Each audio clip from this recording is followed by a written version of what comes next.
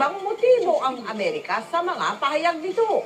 Ang giit din ng China, wala raw mali sa lahat ng mga ginagawa nila sa West Philippine Sea. Mauna nang sinabi ng Amerika na hindi naaayon ang mga aksyon ng China sa pagkamit ng pangrehiyong kapayapaan sa bahaging ito ng Asya. Mariin ding tinututulan ng Amerika ang militarization sa mga pinag-aagawang teritoryo. Sa gitna naman ng tensyon sa West Philippine Sea, sinabi ni Defense Secretary Voltaire Gazmin na nagsimula na ang negosasyon para sa isang military information agreement sa pagitan ng Pilipinas at Amerika.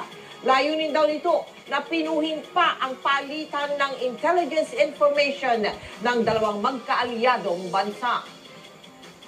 Maliwanag na maliwanag yung kanyang mga binitawang salita. So, malaking assurance yan sa atin na at sinabi nga niyang the US values our alliance.